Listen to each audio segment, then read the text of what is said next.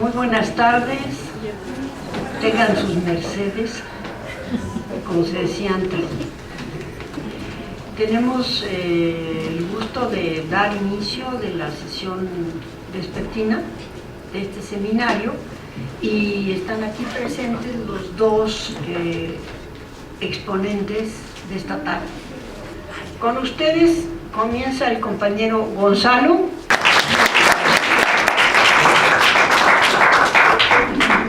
Bueno, buenas tardes. Agradezco a los organizadores de este importante evento, en particular a la doctora Juanita Ochoa, por haberme permitido estar de nueva cuenta aquí en este auditorio, discutiendo temas que en realidad son muy importantes, son necesarios discutir. Actualmente en el ámbito académico, en el ámbito científico, están privando las investigaciones de orden estrictamente metodológico. No es que estén mal, está muy bien hacer investigaciones de orden metodológico, pero las investigaciones de orden metodológico suponen o necesitan previamente de investigaciones de carácter epistemológico, ontológico, o sea, sentarnos a volver a repensar y a reflexionar sobre el carácter esencial de los fenómenos, de las problemáticas, de los cuerpos de pensamiento con los que nosotros estamos trabajando o con los que nosotros estamos queriendo resolver. Este, por ejemplo, es el caso del problema de la salud. La salud está en crisis. La salud en cuanto tal está en crisis. No solamente están en crisis las instituciones médicas, privadas o públicas. No solamente está en crisis el pensamiento médico, sino ya propiamente la salud está en crisis. Y entonces nosotros tenemos que sentarnos a pensar, a replantearnos la manera como nosotros hemos concebido el problema de la salud, el fenómeno de la salud. ¿Cuáles son, desde qué perspectivas, desde qué bases, desde qué ángulos? La salud siempre, por lo general, la gente la entiende como un proceso individual, como un proceso privado, de manera que cuando alguien me dice la salud pública, la salud social, como que la gente no comprendemos bien. Pero no, fundamentalmente la salud es una dimensión, es una expresión de la socialidad humana, en el caso de la salud de los hombres. Es un problema de la socialidad humana que tiene que ver con la interacción con otros hombres, pero también tiene que ver con la interacción con la naturaleza, el equilibrio que nosotros logramos en nuestras relaciones sociales, pero también el equilibrio que nosotros logramos en nuestras relaciones con la naturaleza. De manera que todo lo que pasa con la naturaleza, todo lo que pasa a nivel social, influye en la expresión individual de ese equilibrio, que es lo que comúnmente nosotros asumimos como salud. Esa es la salud que luego se atiende sobre todo en los hospitales. Uno va y tiene un dolor de garganta, tiene anginas, tiene infección estomacal, etc. Bueno, es una expresión individual, corporeizada, de un conjunto de factores, de un conjunto de elementos, de interacciones, de relaciones que nos componen, que nos conforman. Y por decir relaciones no queremos decir algo que sea etéreo, algo que sea más o menos abstracto, que no, las relaciones son algo muy reales. Entonces la salud tiene que ser repensada. Y si vamos a empezar a repensar la salud, tenemos que empezar a repensar muchas otras cosas, puntos de partida que a lo mejor antes no habíamos considerado y ahora es importante hacerlo. Nos es urgente, porque la vida nos va en ello. En el cartel que ustedes tienen, el título de mi plática aparece como los peligros de comer en el capitalismo. Es un tema que un grupo de compañeros hemos venido trabajando desde hace algunos años, incluso hay un libro con ese título, publicado en Editorial Itaca, pero en realidad, como un derivado de ese tema, yo lo que voy a hablar es en el pensamiento francés. Braudel, un importante historiador del siglo XX, acuñó un concepto muy importante para pensar la realidad actual, el concepto de civilización material. Nuestra civilización, nuestra forma de convivir, nuestra forma de hacer grupo social, nuestra forma de existir en conglomerados humanos, fundamentalmente reunidos en torno a las ciudades, en torno a las civis, dice Braudel, tiene una estructura material, y esa estructura material la componen todos los objetos, todos los valores de uso con lo que nosotros tenemos contacto, de manera que el modo como somos civilizados, el modo como nuestra cultura aterriza, tiene que ver con una base material. Entonces Braudel acuñó este concepto, civilización material.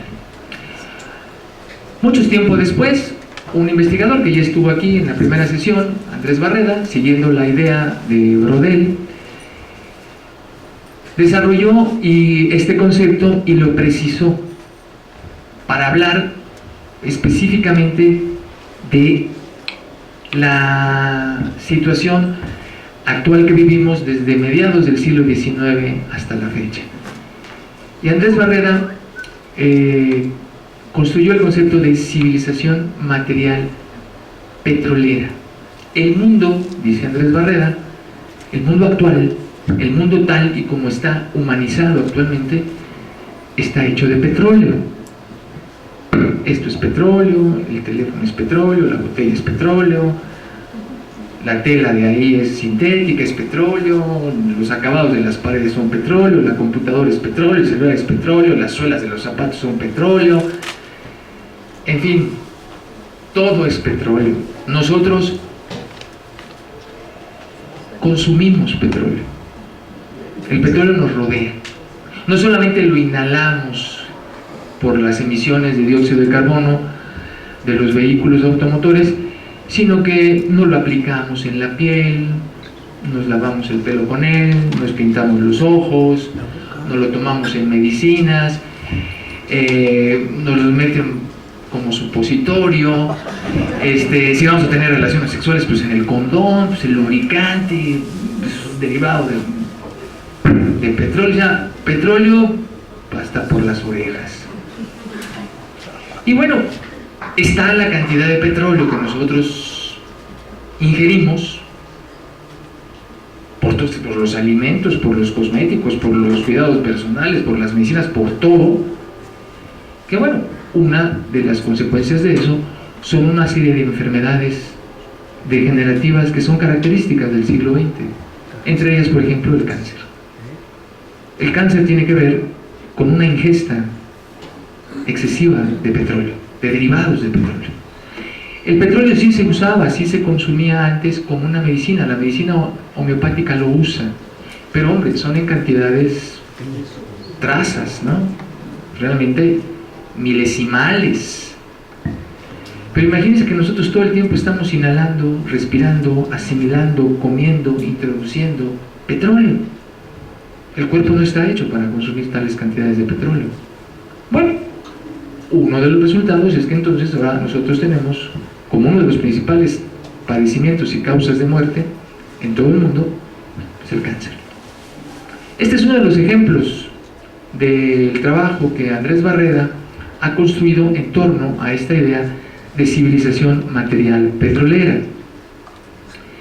A raíz de esto, el día de hoy yo de lo que le quiero hablar es de nuestra civilización. Efectivamente es material, no solamente es cultural, pero nuestra civilización material comienza también por ser una civilización natural.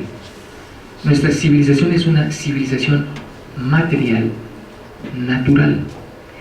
Y el origen y el fundamento de este carácter dialéctico de nuestra civilización material natural, social natural, son las semillas. Las semillas son el fundamento. De hecho, el título de la ponencia se llama así: Civilización material natural. Dos puntos, las semillas como fundamento.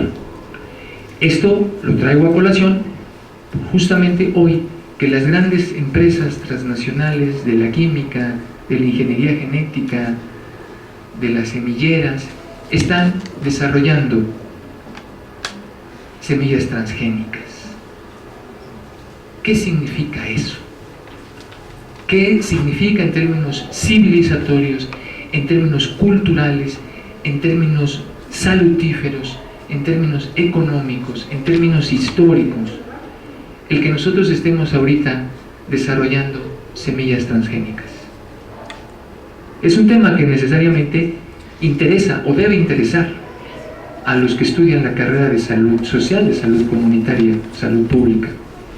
No podemos preciarnos de tener una formación completa si nosotros no reflexionamos sobre temas tan importantes como este. Por eso es que les decía que en realidad tenemos que comenzar a hacer una investigación no solamente metodológica, sino una investigación epistemológica, ontológica sobre los cuerpos de ciencia en los que trabajamos. Comienzo. Las semillas forman parte de nuestra vida cotidiana y son la base de nuestra civilización material. Aunque la civilización, el concepto de civilización se asocia a la ciudad, a la civis, no es un error decir que la base de las ciudades es el campo, pero no solamente el campo simple y silvestre, sino también el campo humanizado. En ese sentido, en el sentido de formar la base de las ciudades, los lugares que ahora tienen la mayor parte de la población del mundo está contenida en ciudades, el hecho de que el campo sea la base de las ciudades puede serlo porque las semillas son estratégicas para ello. Si no existieran semillas, amigos, no estaríamos aquí sentados existiendo en una urbe como la Ciudad de México. Las semillas son el fundamento de todo este proceso que comenzó hace muchos millones de años y que está presente hoy en día aquí, en una ciudad, en un auditorio como este. Las semillas dominan prácticamente todos los ecosistemas terrestres, desde las selvas y los bosques tropicales hasta las tundras árticas. Y es que las plantas han desarrollado una capacidad y una estrategia para adaptarse y diseminarse en el tiempo y en el espacio. Tan importante es el fenómeno de la fotosíntesis, eso que todo el mundo aprende en la escuela, la fotosíntesis, que las plantitas captan la luz del sol y es toda la discusión ahorita en torno al problema de la entropía, y un problema muy importante que se discute en la ecología, que como nada más las plantas pueden transformar la energía solar en materia, y los cuerpos superiores como los animales muy poquito y los seres humanos todavía más poquito, entonces el planeta está condenado a sufrir forzosamente un proceso entrópico que lo lleva hacia la dispersión y hasta el enfriamiento. Bueno, tan importante es la fotosíntesis, pero sí, también igual de importante es el fenómeno de la aparición de las semillas en la historia de la evolución natural y en la propia historia humana.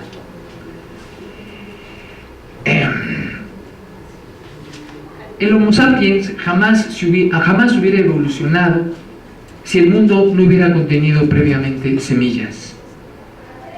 Ellas nos dan el alimento, nos dan los combustibles, nos dan los venenos, nos dan los aceites, nos dan los medicamentos, nos dan las tinturas, nos dan las fibras, nos dan las especias. Sin ellas no habría pan, no habría arroz, no habría frijol, no habría maíz, que son la base de las dietas humanas.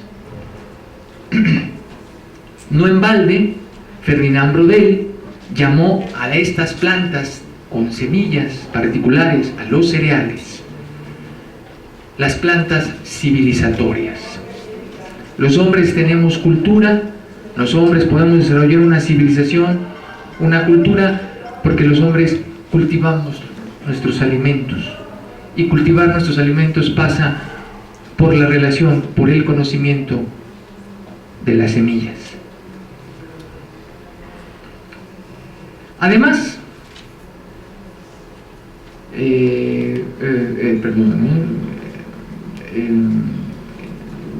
a los cereales.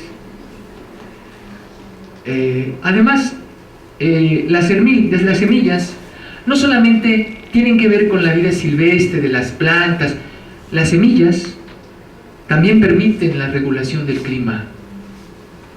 En su actividad, las semillas dan origen a toda la flora, o a gran parte de la flora actual, y esa flora determina el clima.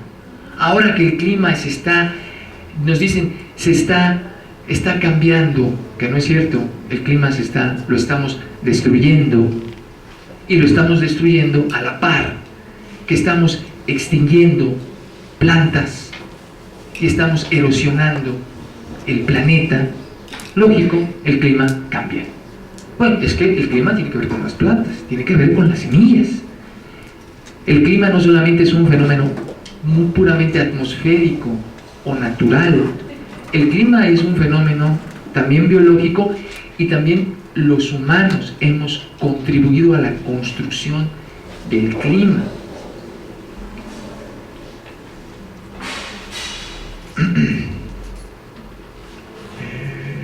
Unos millones de años atrás, en el mundo, la mayoría de las plantas que existían no tenían semilla.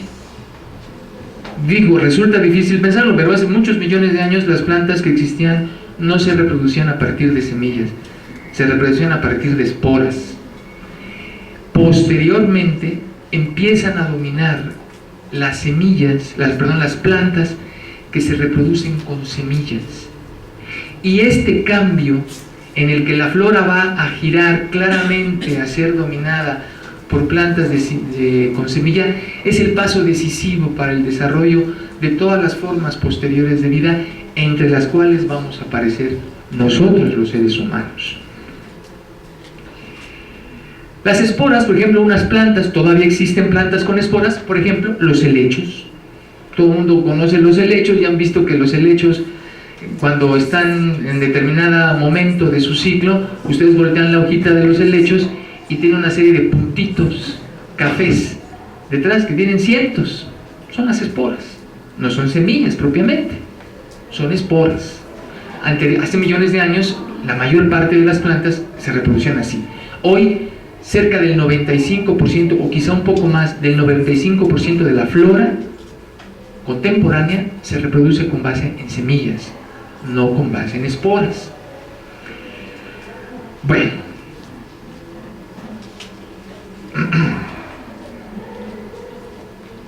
¿cómo fue posible que pasaran las plantas de reproducirse con esporas a semillas?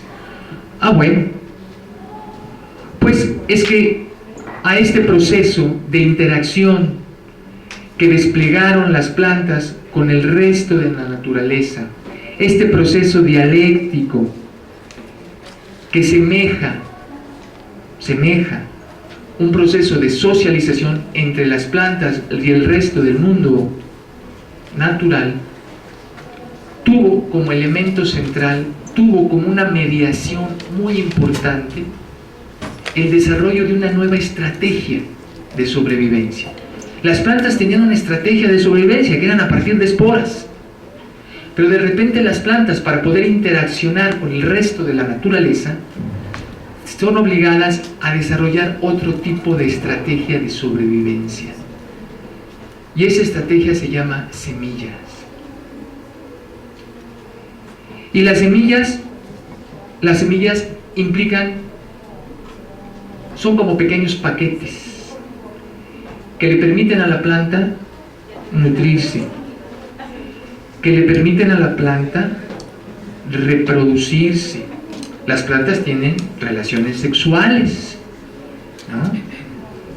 Las plantas se reproducen. Con la llegada de las semillas, las plantas comenzaron a reproducirse al aire libre, dispersando el polen hacia el óvulo.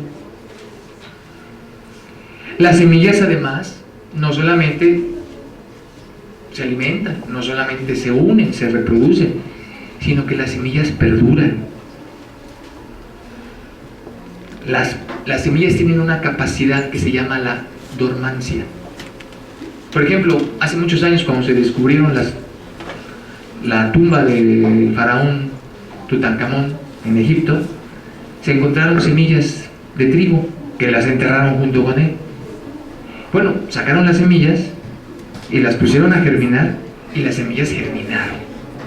Después de miles de años de estar no se les llama exactamente durmiendo, no están exactamente dormidas, por eso no se les dice así, se les dice con este nombre que en botánica es muy exacto, es dormancia. Quiere decir que el metabolismo que la célula, la semilla, no detiene su metabolismo, sino que lo enlentece a niveles verdaderamente tendenciales a cero. Entonces la semilla puede perdurar. Se sabía que podía perdurar décadas y quizá un siglo, pero bueno, las semillas que encontraron en la tumba del faraón fueron varios siglos y germinaron. Las semillas entonces perduran, ¿no?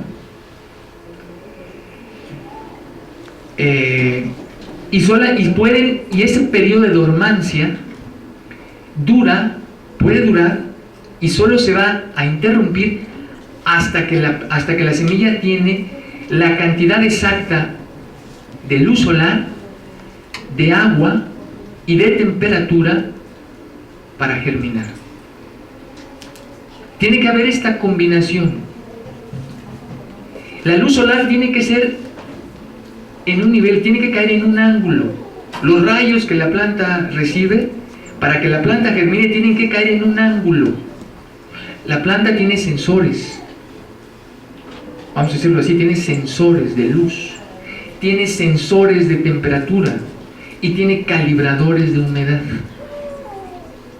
Todos estos dispositivos en la semilla le permiten a ella entender en qué momento puede germinar, de manera que no abra, por ejemplo, que de repente cae una semilla y que cae aquí junto a la banqueta y pasa un coche y la salpica con un charco de agua, la semilla se moja tantito, entonces la semilla cree que ya es momento y germina, y pues ¿cuál? Va a germinar en un lugar que no.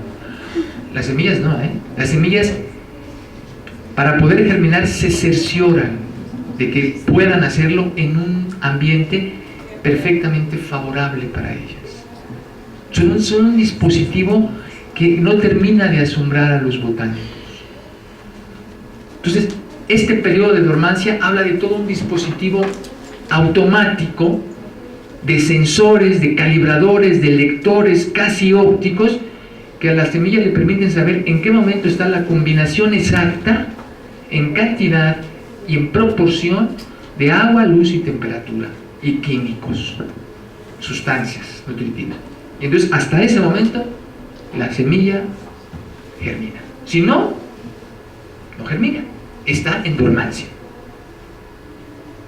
Bueno, pero las semillas no solo perduran, las semillas también se defienden de posibles ataques, de posibles predadores.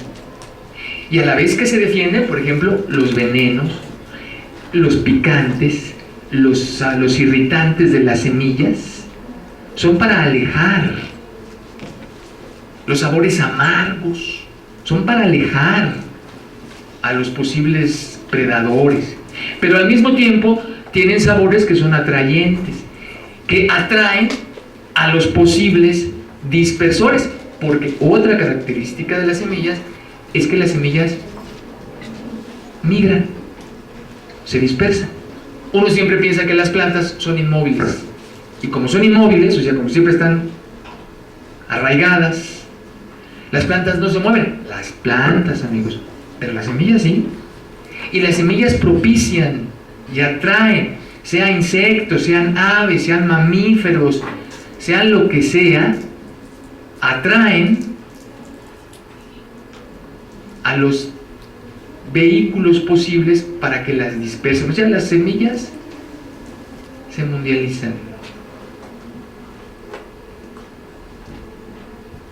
O sea, las semillas, por eso les digo, tienen un mecanismo casi como de socialidad. Se nutren, se cuidan, se juntan, se protegen, se defienden, viajan. Casi pareciera uno que está viendo a un ser que tuviera conciencia, a un ser consciente. Las semillas,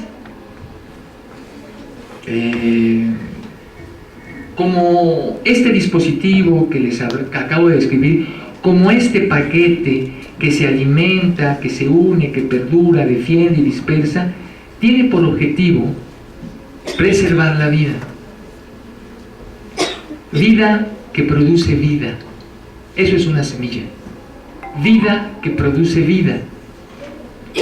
La automatización del proceso de mundialización de las plantas es la base de la automatización del proceso de producción de vida. Y esta automatización, porque es todo un dispositivo que parece que actúa con conciencia propia, sin la intervención de ningún ser inteligente, consciente, racional, este proceso por el cual las plantas solitas actúan en favor de la vida es la base de la automatización del proceso de la vida humana. Esto para nosotros los economistas es una cosa muy importante, porque los economistas que también tenemos que replantear en términos epistemológicos y ontológicos la esencia de la economía no estudia solamente ni fundamentalmente el dinero ni el mercado. La economía lo que fundamenta, lo que estudia esencialmente es cómo acontece la producción de la vida humana en sociedad y cómo esa producción de la vida humana tiende a volverse cada vez más automática. Es lo que nosotros conocemos como la vida moderna. Es lo que posibilita, entre otras cosas, el desarrollo tecnológico. Bueno, toda la tecnología moderna y el proceso de que nos hace la vida más fácil y automática, la vida humana, eso descansa sobre el proceso de automatización de la vida que llevan a cabo las semillas. Es que las semillas son un dispositivo verdaderamente sorprendente. ¿Sí? Las semillas, por lo tanto, son inicialmente una fuerza productiva natural. Son una energía contenida que actúa en favor de la vida. Eso es una fuerza productiva. Es un concepto muy importante dentro del pensamiento crítico de las ciencias sociales. Bueno, las fuerzas productivas no comienzan con las máquinas, comienzan con las semillas, y la complejidad con la que las semillas actúan hacen palidecer a la computadora más desarrollada y más compleja de la actualidad. No hay computadora que iguale los procesos sensitivos bioquímicos tan exactos y tan perfectos como los de las semillas. Y no estoy hablando de un tipo de semillas, estoy hablando de cientos, de miles de semillas. Bueno, perdón, es que traje los lentes equivocados, entonces soy como un topo, me cuesta un poco de trabajo leer. La mayoría de las semillas tienen una defensa propia que les permite germinar, ¿sí? Absorben el agua. Germinar significa que absorben el agua, que expanden sus células y que entonces, posteriormente, da lugar al establecimiento de una raíz primaria y al brote de unas hojas y de unos tallos verdes. Esto es posible porque las semillas tienen alimento almacenado en sus cotiledones. Cotiledones son unos tejidos de las semillas, como las nalguitas que tienen los garbanzos o que tienen los frijoles. Cuando parten un frijolito, esas nalguitas que tiene, esas mitades que tienen en forma de nalguitas, son los cotiledones. Bueno, en un bosque tropical y templado, esto es imprescindible para poder sobrevivir el tiempo suficiente hasta que las condiciones sean propicias. Las semillas no tienen prisa, pero un otro tipo de semillas, las gramíneas, las que dan granos, como los cereales, sí tienen prisa. Como ellas no están hechas para crecer en bosques, sino en planicies, las semillas provenientes de las gramíneas tienen que crecer rápidamente. Su crecimiento tiene que ser acelerado y por ello toda la energía de la planta no se invierte en producir troncos o cortezas duraderas como la de los árboles, los abetos, los pinos, sino que se concentran en producir muchos granos. Que eso es, por ejemplo, lo que pasa con el maíz. Entonces, cuando tiene la planta del maíz, pues el maíz da las mazorcas, ¿no? Pero el tallo del maíz es perfectamente caducifolio, o sea, no dura. En cambio, por ejemplo, si tú tienes un abeto, tú tienes un almendro, ¿no? Bueno, pues el almendro da almendras y los abetos dan piñitas y bellotas. Pero el árbol se mantiene, el árbol dura. El árbol invierte la mayor parte de su energía en la corteza, en las ramas. Las gramíneas no. Es en el grano. Pero un grano que tú siembras, por ejemplo en el maíz, otra vez, tú siembras un grano de maíz y la mazorca te da aproximadamente 300 granos, ¿eh? De un grano obtienes 300 granos. O sea, es una cosa, es una estrategia de sobrevivencia maravillosa. ¿Por qué? Porque las semillas duras, como las nueces, como el cacao, que son semillas duras, uno las muerde, ya parece que uno va a agarrar una nuez. No, uno tiene que usar el cascanueces, ¿no? Para quebrarlas. Bueno, esas semillas duran y se protegen pues con una cubierta que es muy compacta y dura. Los cereales no. Los cereales, el grano del maíz o del arroz, si esté crudito, tú sí lo puedes tronar. Claro, pero es que las gramíneas, en lugar de favorecer la protección y entonces una semilla que pueda dispersarse y que pueda durar, ¿verdad?, prefieren como estrategia las gramíneas el número, la multiplicidad de los granos. Entonces un grano da lugar a 300 granos. También tiene probabilidades de subsistir, de no perecer en la evolución. Las gramíneas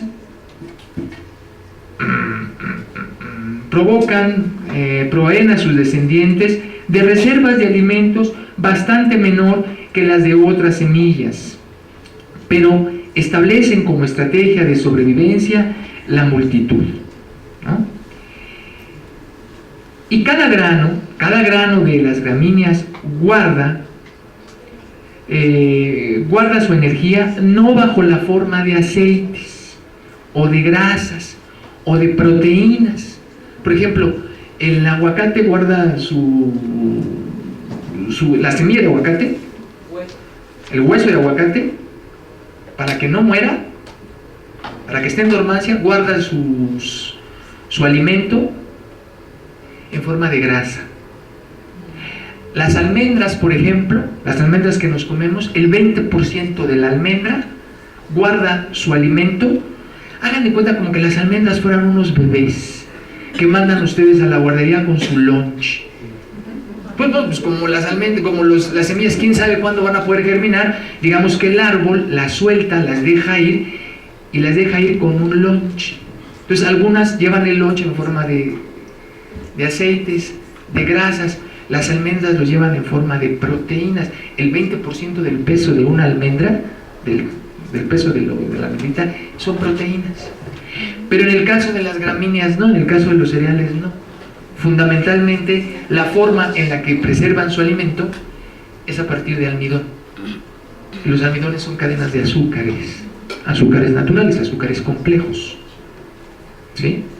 Esa forma de preservar su energía, esa forma de sobrevivir de las plantas con almidones por multiplicidad, con crecimiento rápido, esa forma es la que permite la aparición del Homo sapiens. El almidón de las gramíneas es muy parecido a la celulosa de los pastos, casi idéntico, pero solamente que las maneras como se organiza la cadena difieren el orden. Esa pequeña diferencia de orden hace que nosotros no podamos digerir la celulosa del pasto. Nosotros no podemos, comemos eso y primero nos pegamos una purga, marca diablo, y segundo yo creo que nos intoxicamos, no nos nutre. Por eso nosotros no podemos comer pasto, o no podemos comer las hojas de los árboles como otros animales. Pero la diferencia respecto de los cereales, del almidón que guardan los cereales, verdaderamente es una diferencia, ahora sí, casi de matiz. Pero ese matiz es muy importante. Y por ese detalle, por esa diferencia de matiz, aparecimos los seres humanos. Por ese detalle en la estrategia de sobrevivencia de las gramíneas, por ese detalle de su automatización, aparecimos los seres humanos.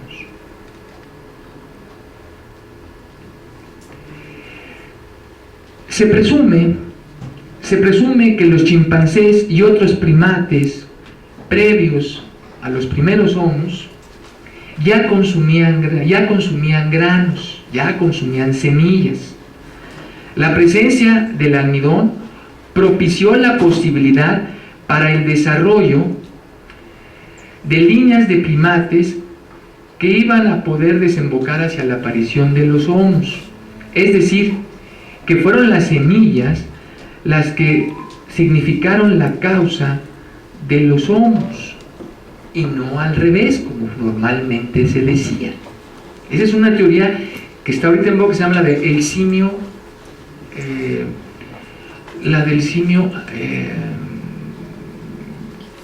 el simio gramíneo, algo así le llaman, el simio que come semillas. Pero esta posibilidad, ojo, no fue suficiente. ¿Por qué? Porque las primeras semillas, incluidas los ancestros de los cereales modernos, sí tenían almidón, pero no tenían almidón en la cantidad suficiente, ni tampoco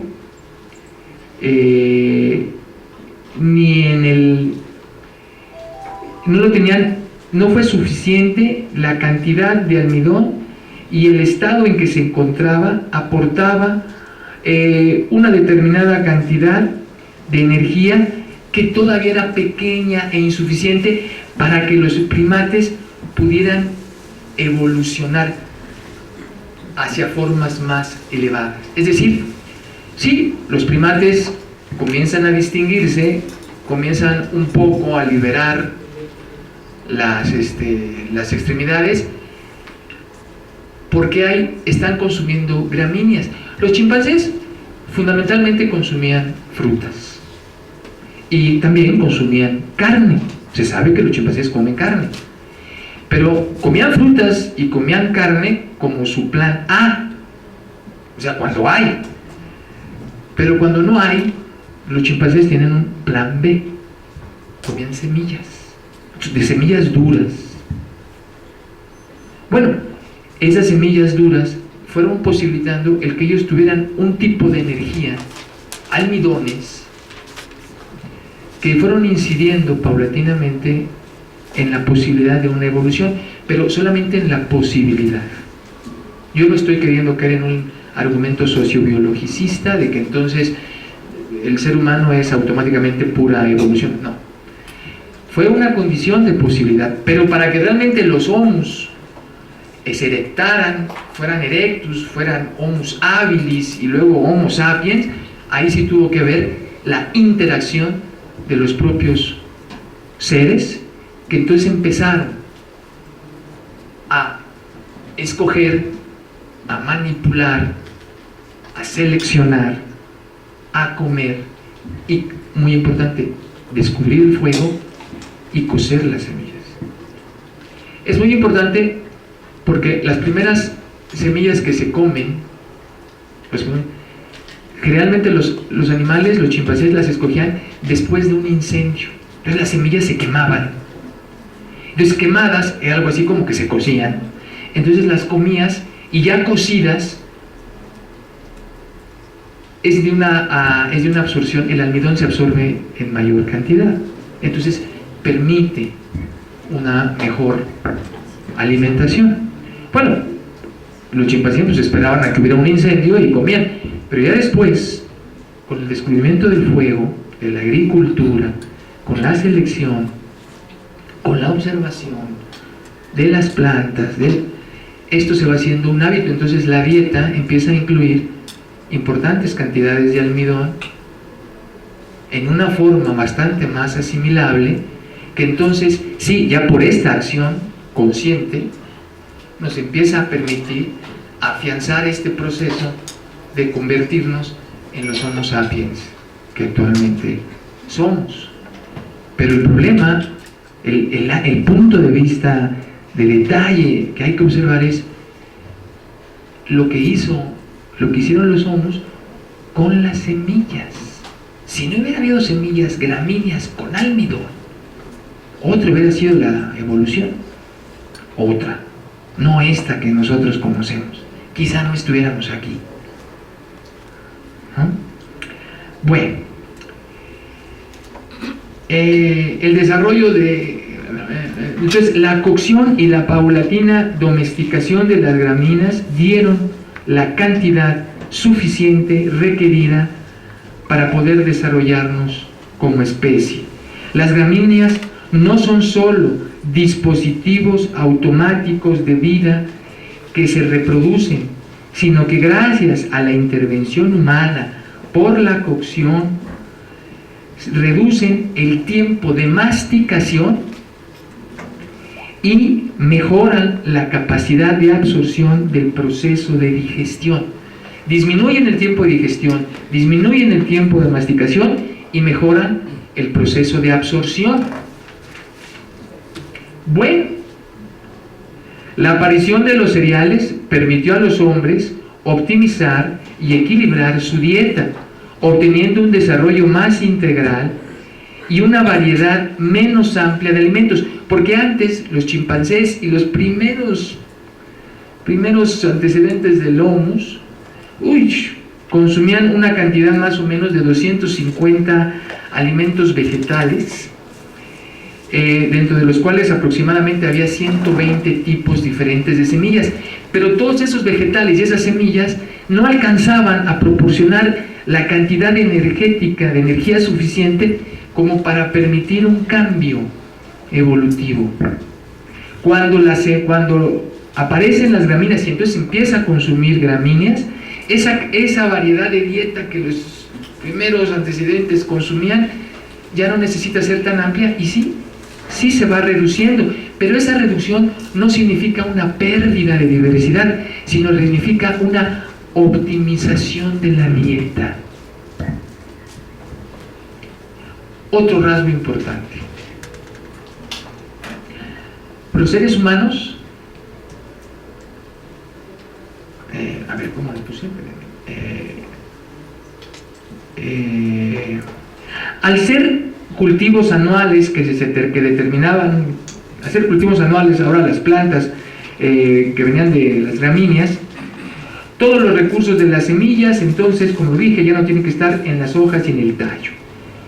El centeno se cultiva en el creciente fértil desde hace 10.000 años. El arroz en China se cultiva hace más o menos 8.000 años. El maíz en Mesoamérica se cultiva hace más o menos 5, 6 mil años, 7. Y el sorgo mijo en África, más o menos hace unos 4.000, 5.000 años que también se cultiva. El sorgo y el mijo. Sorgo y el mijo. Sin que caigamos en ningún reduccionismo biologicista, algunos paleobiólogos han dicho que posiblemente estas diferencias de temporalidad que marcan el inicio de los cultivos en los distintos continentes pudiera explicar o pudiera ser uno de tantos elementos que ayudaran a explicar las diferencias en las culturas europeas y asiáticas respecto de las americanas y las africanas. Bueno, resulta que parece que los chinos y la parte del Medio Oriente tienen una actividad agrícola un poco más antigua que la actividad agrícola mesoamericana y africana. Eso es muy importante. Otro rasgo muy importante que nos dice la paleobiología: el rostro humano y los cambios de cráneo que hemos observado, todos los antropólogos saben, se deben en gran medida a la masticación. ¿En qué parte de la dentadura tú apoyas la masticación? Si tú comes carne, la masticación se apoya en los caninos y en los incisivos. Pero si tú comes semillas, la masticación encuentra su centro de apoyo en los premolares. Esos que cuando va uno al dentista, al odontólogo, y a uno le quieren arreglar los dientes y que te quieren poner brackets, vean qué escalofriante es. A mí me hicieron eso. Los odontólogos lo primero que dicen es que no le caben los dientes en la boca. Le vamos a quitar unas cuantas piezas, y las primeras que te quitan, maestro, son los 4 premolares. Bueno, los 4 premolares es donde descansa la masticación. Y como la masticación, para masticar semillas, tiene que ejercer una presión muchísimo mayor, entonces eso implica que el rostro se tiene que retrotraer. Y entonces nuestro rostro se tiene, vamos a decirlo así, que aplanar. Nosotros por eso no somos hocicones. Los animales son hocicones. Sí, pero nosotros particularmente no, porque pues como resultadamente comemos semillas, pues entonces para poder hacer esa presión tan fuerte, las mandíbulas no pueden presionar tanto si son más alargadas hacia afuera que si se retraen. Entonces eso conformó la fisonomía del rostro humano. En términos antropológicos, nuestra estructura ósea se debe a las semillas.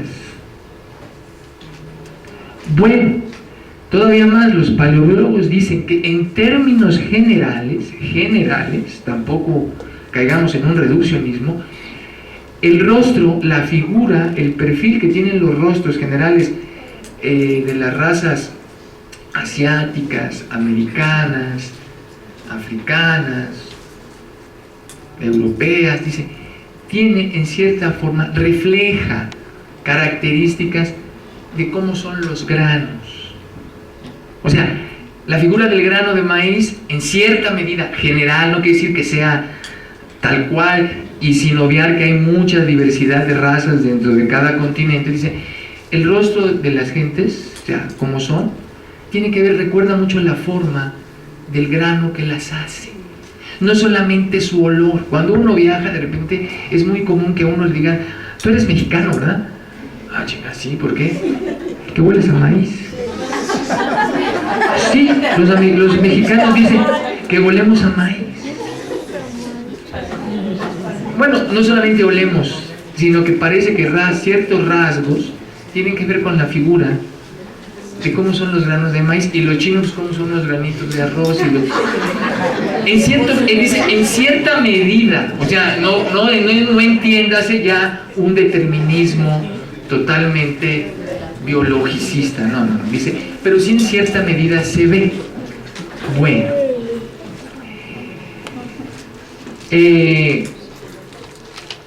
Masticar semillas implica que la mordida se tiene que retrotraer de manera distinta respecto de las dietas basadas en carne. Masticar semillas implica que el centro de la masticación no está en los caninos ni los incisivos, sino en los premorales, y esto hace que el rostro se retrotraiga, la cara se aplana. Los primates comían mucha fruta, ya lo dije, ¿sí? Y algo de carne, cuando la había, pero si no, el plan B era consumir semillas. Otra vez, sí.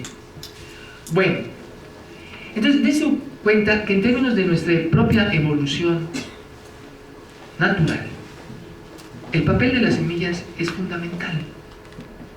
No seríamos homos si no hubieran aparecido las semillas, y fundamentalmente las gramíneas.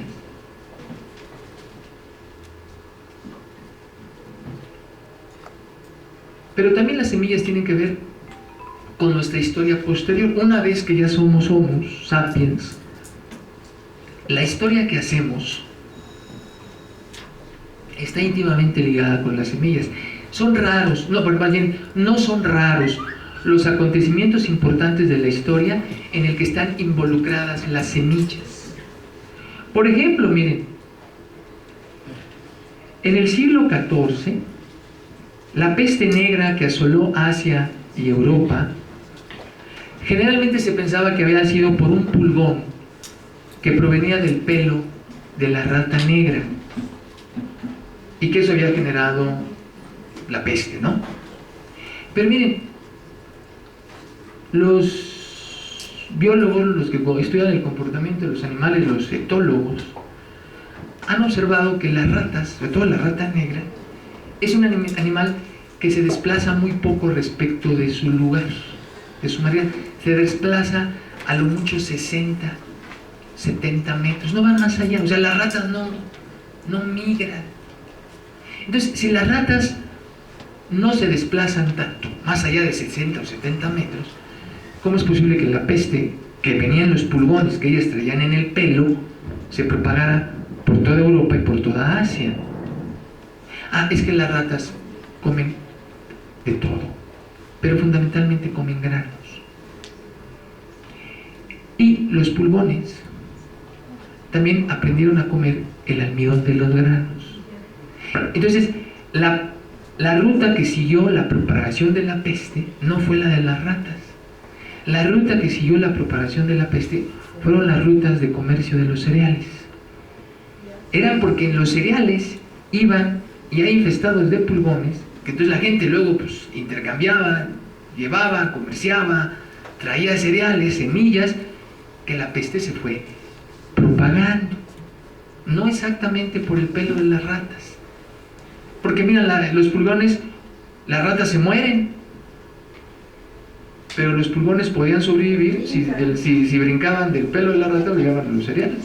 Y como las ratas buscaban estar todo el tiempo cerca de cereales y comer, pues los pulgones también aprendieron a alimentarse propiamente de cereal. Entonces, la peste del siglo XIV tuvo que ver con los cereales. Un siglo después, el descubrimiento de América. Colón quiere buscar una ruta alterna a las Indias orientales, porque lo que quiere Colón no es sobre todo oro. Colón va buscando especias, porque las especias llegaban por una red infinita de intermediarios y de procesos, y cuando le llegaba a los europeos, pues ya nada más llegaba el producto último. Los europeos no sabían ni de dónde venían las especias, ni cómo crecían, ni cuál era la figura original, o sea, no sabían nada.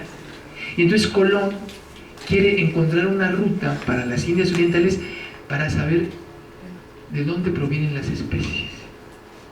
Y cuando Colón llega a América, pues sí, al principio se deslumbra, pero en sus bitácoras de viaje, Colón expresa mucha decepción y mucha tristeza, así lo dice él, porque él ve muchas plantas que no conoce, ve muchas semillas que no entiende, y ninguna de ellas parece ser las de la pimienta, las de la canela, las que él va buscando, el clavo, el comino, la masía. Entonces Colón se muere, o Colón hace muchos viajes a América, pero Colón se muere en la tristeza. Fíjense qué curioso, ¿eh? Colón se muere sintiendo que realmente todos sus viajes fueron un fracaso, porque él nunca pudo descubrir la isla de donde crecían las semillas, las especias. ¿Hasta qué punto las semillas y las especias eran tan importantes en el siglo XV para la civilización europea, que se aventaron, se arriesgaron a cruzar el Atlántico, y al no encontrarlas, pese a que descubrieron todo un continente, Colón se sentía decepcionado? Bueno, 25 años después, Magallanes promete ahora sí que él se va a encontrar una ruta directa a la isla de las especias, cabrón. Y se va a Magallanes con 5 barcos. 3 años después, se perdieron 4 de los 5 barcos. Solamente sobrevivieron 18 tripulantes de los 200 y tantos que llevaban la tripulación de Magallanes. Murió Magallanes, obviamente. 25 años después, 1552, regresan esos 18 de los tripulantes, cojeando, todos maltrechos, al puerto de Sevilla, todos estropeados, maltratados por el viaje, y llevan un pequeño, de todo, llevan un pequeño cofre con nuez, con clavo, con comino, con nuez de moscada, y ese pequeñito cofre se vende. Las ganancias alcanzaron para recuperar el costo de los 4 barcos que se perdieron, para pagar la indemnización a las familias de los 200 y tantos marinos que perecieron, y ser considerada una de las empresas uno de los viajes más fructíferos en términos económicos. Por eso Magallanes es famoso, y regresó con un cofre chiquito de especias. Bueno, miren, la Dutch Royal East Company, que era una empresa de comercio que dominaba el comercio y las especias en el siglo XIX y siglo XVIII, pertenecía a los holandeses, y los holandeses le vendieron a los ingleses en 1614, le intercambiaron a los ingleses en 1614 la isla de Manhattan por una pequeñita isla cerca de Malasia, en la que se cultivaba la nuez moscada de Malasia. O sea, imagínense, ceder Manhattan por una isla pequeñita en el Pacífico. ¿Cuál era la diferencia? Que esa isla pequeñita producía nuez moscada, y eso era mucho más importante que una isla del tamaño de la isla de Manhattan. O sea, Manhattan la compraron o la intercambiaron por una cantidad de nuez moscada. Es lo que vale, lo que podemos decir metafóricamente, que vale la isla de Manhattan. Otra vez, la isla de Manhattan vale unas cuantas semillas. Bueno, siglos después, ya poca gente sabe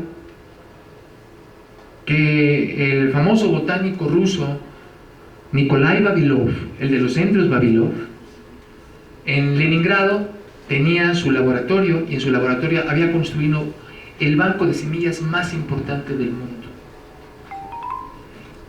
El apropiarse de los bancos de semillas, de ese banco de semillas de Vavilov, fue una de las 2 razones por las que Hitler se decidió a hacer la campaña contra la Unión Soviética. La otra razón era, claro, en busca del petróleo, pero la otra de gran peso fue la de apoderarse del banco de semillas. Incluso antes de comenzar propiamente la campaña en forma, mandó un comando, así como de Marines, de lo que serían ahora los Marines, un comando de fuerzas especiales alemán, a saquear el centro Vavilov. No lo logró, pero toda la campaña de Hitler en la batalla de Leningrado tenía como objetivo primario apoderarse del centro de semillas de Vavilov. Los nazis sabían que para establecer el dominio sobre el mundo necesitaban controlar las semillas. En la geopolítica y en la geoeconomía mundial, las semillas son importantísimas. Los nazis lo sabían a la perfección. Bueno, algunos investigadores afirman luego entonces que el ansia por obtener semillas es igual al ansia por obtener petróleo. Así las compara. En realidad esto no es cierto,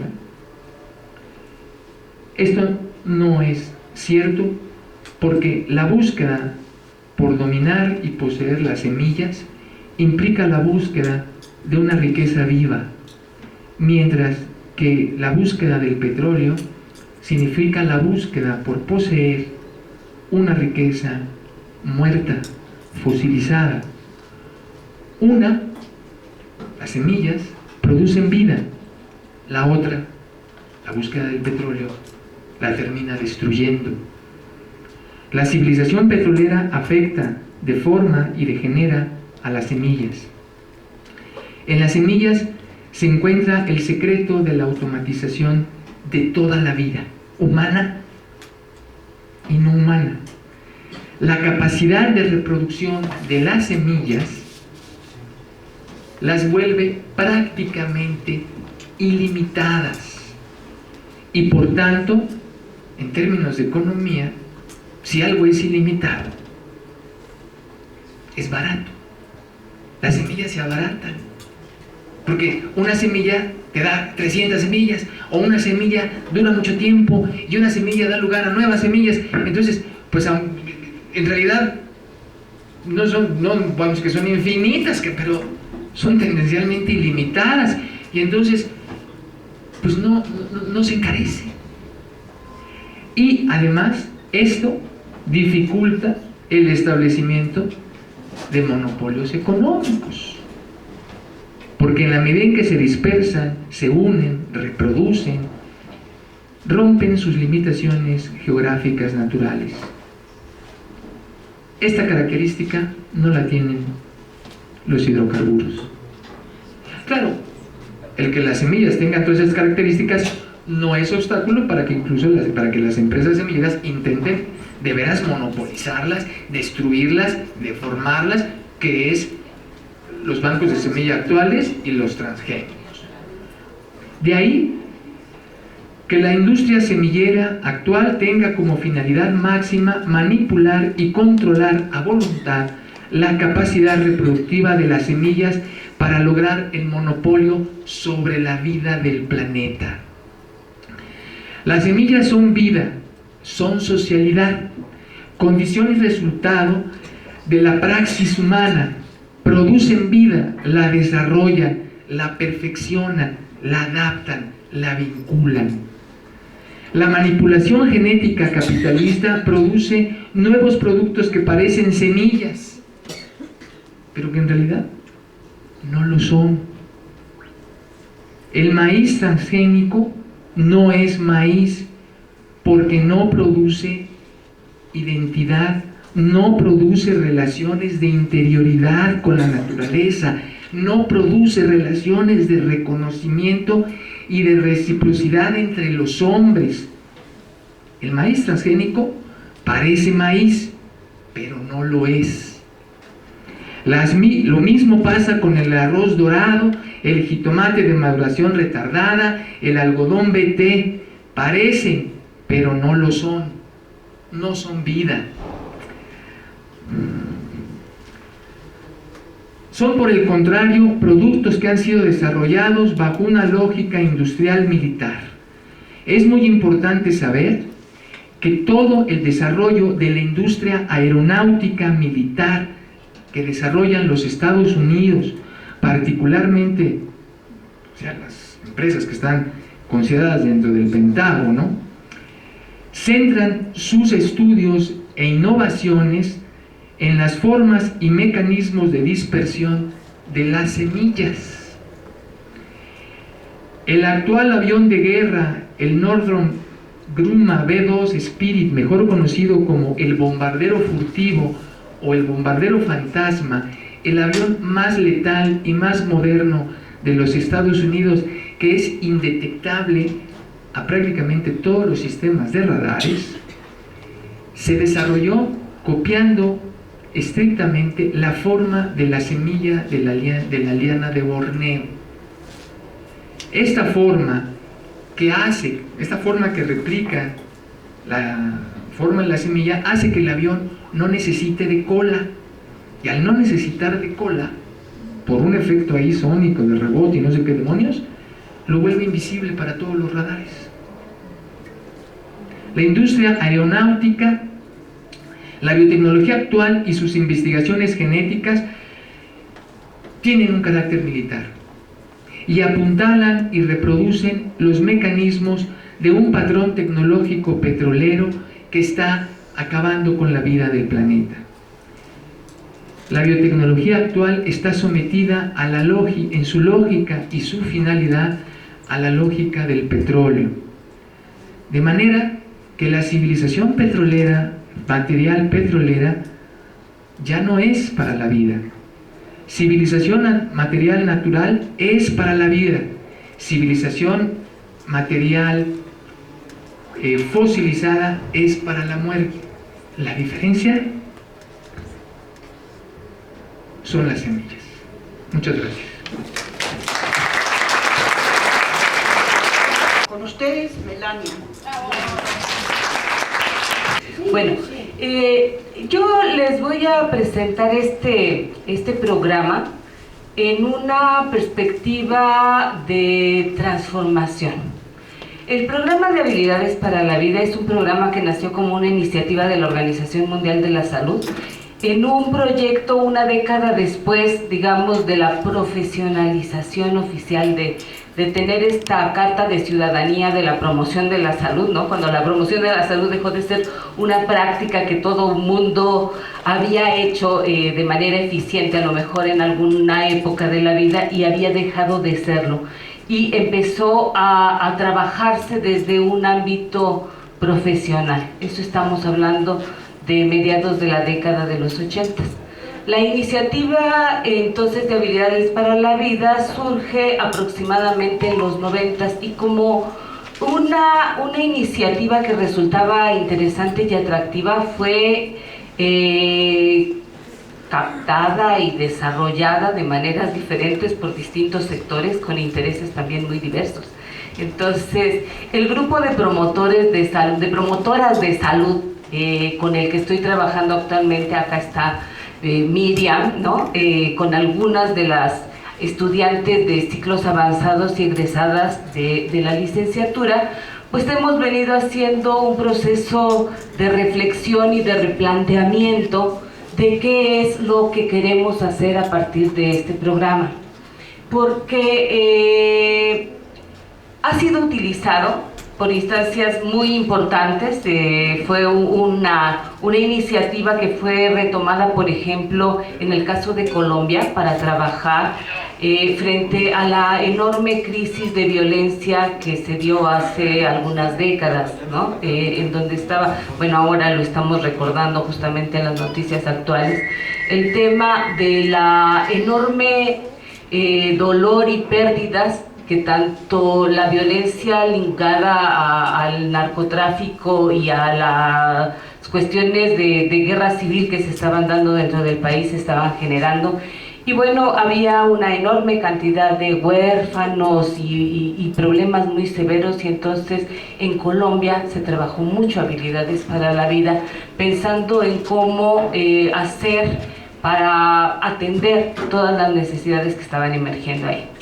Luego, en otros proyectos, en otros países, esta iniciativa fue retomada, por ejemplo, en Costa Rica y en algunos otros países en América Latina. Se trabajó mucho en los temas de adicciones, ¿no? Que tenía que ver con el tabaco y con el alcohol y con estas cosas que dice ahí el currículum, que algunas veces me he dedicado y me sigo dedicando, ¿verdad? Porque en esta universidad necesitamos también atender algunas de estas problemáticas no menores que de repente tenemos, y que efectivamente es un drama que sigamos teniendo tanta gente que fuma, no solamente que fuma, que toma tanto alcohol y que se produce tantas problemas alrededor del alcohol, entre ellas la violencia y la cuestión de la violencia de género. Y bueno, y ahora Juanita me pidió que atendiéramos este tema en relación a las cuestiones también de la crisis ambiental tan difícil que estamos viviendo, y yo accedí porque me parece que en efecto podemos empezar a pensar en que estas habilidades para la vida, las estudiantes de promoción se quejan porque dicen que es un programa que también desarrolla Margarita Zavala. Qué susto. Y ciertamente, ¿no? Nada más que desde visiones completamente diferentes. Y este ejercicio que hemos hecho desde Promoción de la Salud es un rescate. Y no le hemos quitado el nombre de habilidades para la vida, porque lo que ahora necesitamos es aprender a ser suficientemente ¿cómo podríamos decir? Deberíamos aprender a ser muy eficientes y muy enamorados de la vida, ¿no? Muy capaces de seguir luchando y seguir haciendo que todos estos recursos nos sirvan para vivir. Entonces, por eso no le quitamos este nombre tan grande que tiene, y preferimos hacer las aclaraciones necesarias en su momento. Y bueno, decía que Juanita me había pedido que habláramos de esto en relación a la cuestión ambiental, y como mi formación es una formación médica, entonces, y también ahora en educación ambiental, entonces yo me preocupé de pensar un poco, bueno, coincido con Jorge en que hay que hacer toda una cuestión de deconstrucción de lo que pensábamos de la salud antes y cómo la pensamos ahora, y que ha sido un enorme trabajo desde Promoción de la Salud, transitar más allá de esta visión limitada que tenía en un principio la medicina, de pensar la salud simplemente como la ausencia de la enfermedad, y pensarla solamente aterrizada en el cuerpo, y empezar a pensar desde otros lugares la salud, pues decíamos en algún momento como el ejercicio de la vida misma, ¿no? Y en estos procesos que hacen al poder hacer que la vida sea eso que nosotros queremos que sea, y en poder transitar más allá de las limitaciones que se nos imponen o que se nos obligan. Y por eso, tú pásale, hemos hecho un proceso de deconstrucción y de reconstrucción que no hemos terminado de ninguna manera, y que seguimos pues elaborando y trabajando cada vez que un reto nuevo se nos viene a ofrecer. Y es el caso, ¿no? O sea, ahora estamos en este proceso de reflexión que en el seminario hemos venido viendo de qué es esto de la huella ecológica y cómo es que la producimos, ¿no? Como un indicador del impacto ambiental que estamos generando por la manera en que nosotros nos colocamos en el mundo y cómo vamos haciendo uso pues de todo lo que el mundo vivo y no vivo nos ofrece, y que está relacionado pues con la capacidad ecológica de la tierra, y esto que desde la educación ambiental es una cosa que casi que no nos permitimos, de hablar de los recursos, ¿no? Porque los recursos pues es un concepto discutible, no podemos pensar la tierra simplemente como algo de lo que obtenemos, lo que necesitamos, y un sumidero en donde dejamos lo que ya no necesitamos. Pero es importante pensar, bueno, pues en esta imagen podemos ver los países en donde hay una huella ecológica más contundente, ¿no? En donde los gastos de energía son más importantes. La que sigue, por favor. Ahí tenemos que, por supuesto, no todos dejamos la misma huella ecológica, ¿no? En la imagen se veía claramente lugares en donde se concentra y lugares en donde muy poco, o de alguna manera decimos no todos tenemos las mismas responsabilidades frente al impacto que estamos sufriendo. La que sigue, por favor. Bueno, esa podemos pasarla porque creo que es un poco tarde, y entonces solamente quería ligar esto con esta otra segunda, que es lo que esta manera también de relacionarnos con el mundo y de utilizar aquello que el mundo provee. La manera particular en la que nosotros satisfacemos nuestras necesidades va haciendo que también haya un impacto sobre nosotros. El tema acá es cómo los consumos, ¿no? Y todo esto va dando, va vinculándose con la cuestión de las maneras en que vivimos, han generado problemas en la salud. Hay problemas en el ambiente y hay problemas en la salud. De ellos, pues hemos hablado aquí ya en otras sesiones del seminario. La obesidad es un problema importante a nivel mundial. Y la obesidad vinculada con todos estos procesos del síndrome metabólico, pues están dejando consecuencias muy importantes. La que sigue, por favor.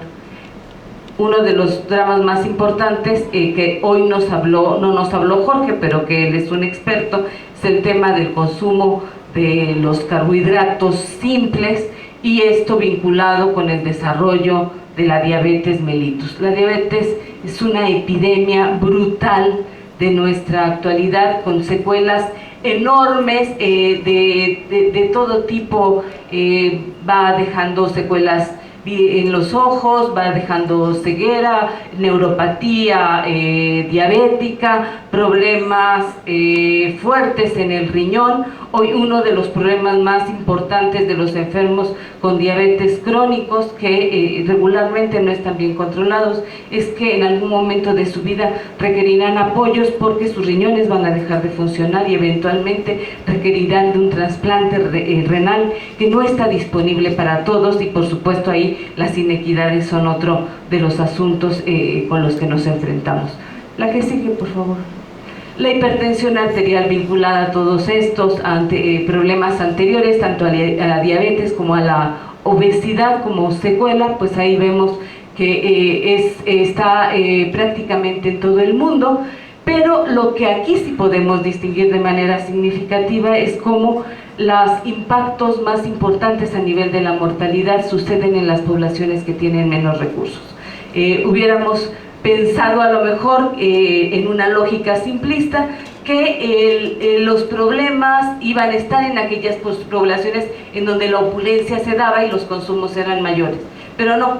El asunto concreto es que en estos países en donde tenemos unas condiciones económicas diferentes, con mayores carencias, atender a las enfermedades y sus consecuencias es mucho más difícil, de manera que la mortalidad la tenemos centrada como consecuencia de estos, pues básicamente aquí, ¿no? En nuestros países. La que sigue. Y bueno, la incidencia de cáncer en el mundo también tiene que ver con estas formas incrementadas de formas de consumo de estas cosas de las que nos hablaba tan brillantemente Jorge. Entonces, pues esos son algunos de los muchos retos que estos momentos, que estas situaciones que estamos viviendo nos están imponiendo. La que sigue, por favor. ¿Qué hacemos? Bueno, la que sigue. ¿Qué hacemos entonces para garantizar la salud? En promoción de la salud, uno de nuestros temas más importantes y más recurrentes es trabajar alrededor de las políticas públicas. Y de ahí trabajamos en los temas de los determinantes sociales. Muchas de nuestros intereses, de nuestro trabajo cotidiano, de nuestro esfuerzo, está vinculado con estas perspectivas. Las mismas materias que yo imparto están vinculadas con estos ejercicios. Y quiero decirles que no estamos ajenos de ninguna manera a esto, y que lo que voy a presentar más adelante lo pensamos en un proceso que complementa, que vincula y que coadyuva a que podamos seguir haciendo las demandas y las acciones que llevan a la posibilidad de la transformación de estas condiciones de inequidad. Pero que nuestro interés entonces está centrado en un lugar distinto. Pasa, por favor. ¿Dónde se ubica esto? Si me dan chance, ahora me voy a regresar un poquito aquí. ¿Me oyes si no uso micrófono? Está grabando. Habla suavecito. Bueno, en este esquema nosotros vemos una curva aquí que dice estilos de vida. Este es un punto que la nomenclatura que se usa en promoción de la salud establece un vínculo entre la condición del sujeto y los contextos sociales en los que vive. Y ese es en ese escenario en donde situamos la estrategia de la que yo voy a hablar ahora, y que tiene que ver a lo mejor con algunas de las recomendaciones que finalmente nos vienen haciendo muchos de los ponentes que hemos oído aquí. Hay que dejar de hacer esto, hay que dejar de hacer lo otro, hay que empezar a hacer tal cosa o hay que empezar a hacer tal otra. Y pasa precisamente por esta situación, esta ubicación, en donde se entrecruzan el sujeto con la realidad social en la que vive, con el impacto de los medios de comunicación, con el entorno que lo rodea y que de alguna manera lo determina, con la cultura de la que es parte y en la que existe, y en donde asumimos, nos empezamos a posicionar desde lo que nosotros somos en nuestra perspectiva más individual. La que sigue, por favor. Entonces, la promoción de la salud es todo un ejercicio muy interesante de replanteamiento, decimos, que en el caso de lo que yo quiero trabajar y de lo que he venido trabajando y que ahora les estoy compartiendo, es pensar justamente cómo hacemos para trabajar más allá del sector sanitario en un esfuerzo conjunto y colectivo para lograr la transformación de las condiciones en las que vivimos. Y básicamente en la transformación aquí de una de las 5 estrategias que la Carta de Ottawa definió y que siguen en un proceso de desarrollo, que es la transformación de las actitudes personales. La que sigue, por favor. En los años 90, les decía, muy poco después de que la promoción de la salud se institucionaliza, se lanza esta iniciativa para trabajar con los problemas que en ese momento se detectaban como más importantes en población de adolescentes y de niños. Los problemas que tenían que ver básicamente con los consumos, tabaco, alcohol, drogas, alimentos y ejercicio eran los problemas como más escandalosos, más que llamaban la atención y frente a los que la institución quería promover algún trabajo. Por favor. ¿Qué motivó la iniciativa? Había una cantidad importante de condiciones. Había un proceso de transición epidemiológica, entre otras cosas. Había un incremento del consumo de estas sustancias que decimos. Había un aumento de la obesidad. Y desde la medicina, y creo que es una constante, había cada vez menos recursos eficientes para atender estas problemáticas. La medicina había logrado, en sus momentos más álgidos, encontrar la manera de atender las enfermedades, y fue muy exitosa, cuando descubrió medicamentos que podían ser selectivamente utilizados para atender signos, síntomas, etiologías de manera muy eficiente, ¿no? Lo hicieron así, los antibióticos funcionaron así, algunos otros medicamentos, los antihipertensivos, los hipoglucemiantes. Pero dado un momento en que la patología que se presenta en esta nueva época no puede ser atendida con las mismas herramientas y con las mismas estrategias con que se había hecho antes. Entonces, de alguna manera representaba un reto todo esto que estamos viendo. Pero además, por otra parte, pasaban muchas otras cosas. Había un problema de inequidad en el acceso a los servicios de salud y de educación.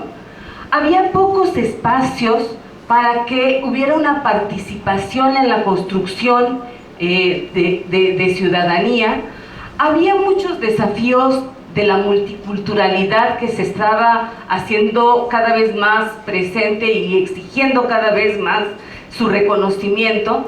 Había una influencia de la tecnología y de los medios de comunicación en la determinación de las formas de vivir. También había poca claridad sobre algunas cuestiones sociales más importantes. Había formas de violencia, de acoso, de discriminación que iban en crecimiento. Uno de los temas muy importantes en los que se ha trabajado después habilidades para la vida es frente a las inequidades de género.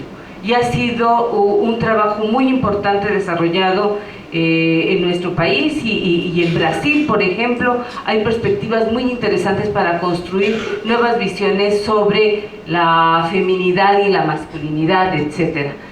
Había muchas presiones, desempleo, en fin, una cantidad importante de problemas.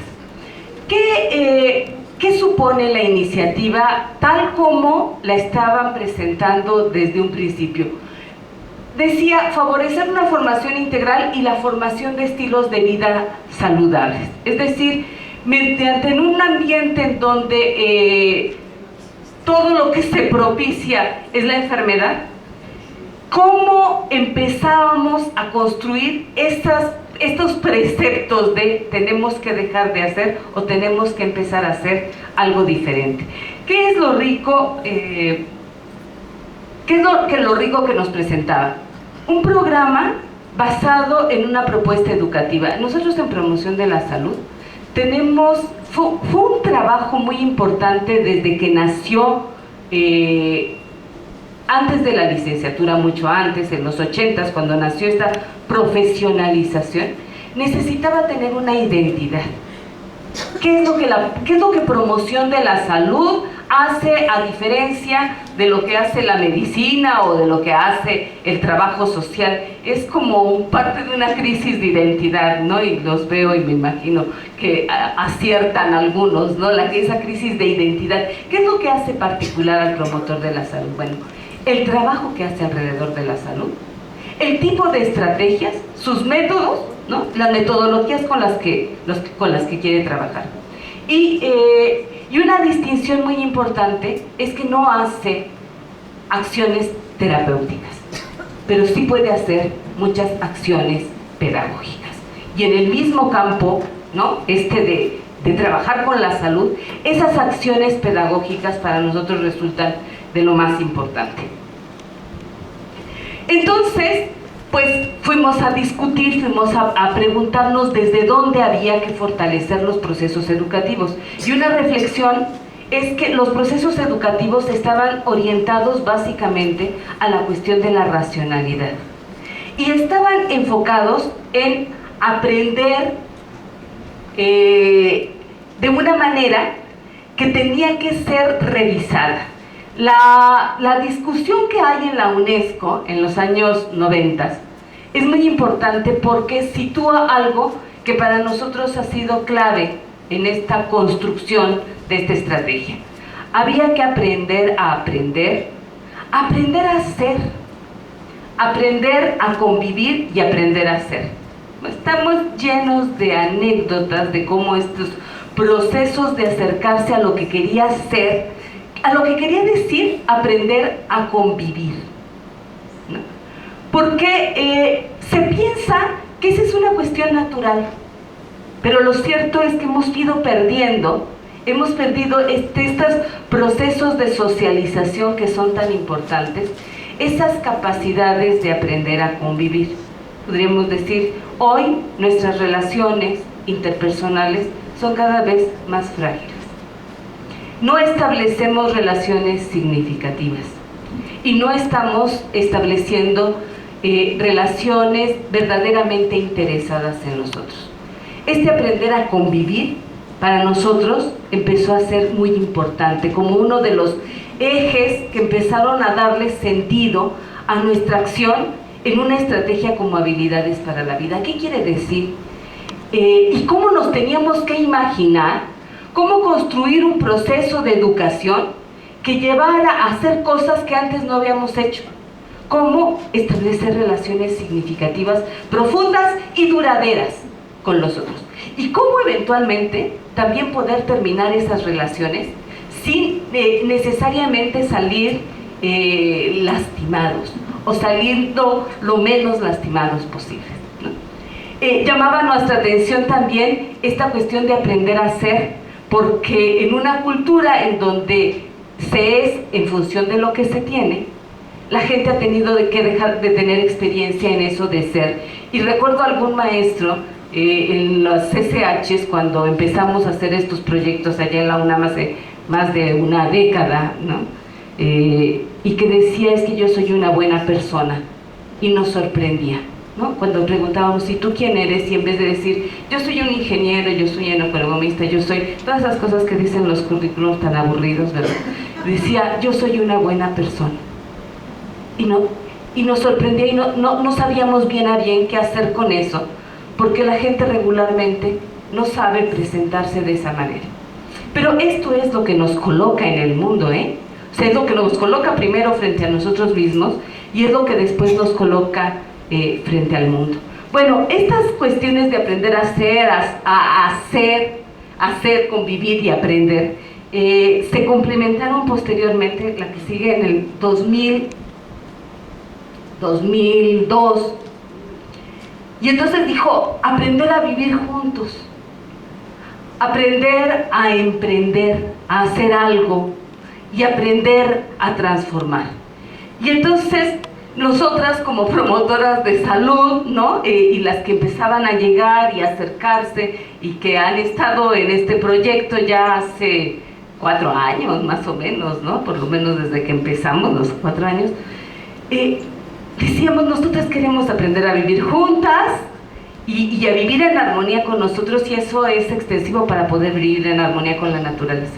Porque si uno no está en armonía consigo mismo y con lo que hace, pues entonces es imposible. Y estos desencuentros, ¿no? De unos estilos de vida con unas huellas ecológicas y unos desencuentros que hacen que tengamos un distanciamiento sobre nuestros cuerpos, tiene que ver con esas cosas que hemos dejado de aprender a hacer. Bueno, y entonces empezamos a preguntarnos cómo es que se hacía la enseñanza de estas habilidades.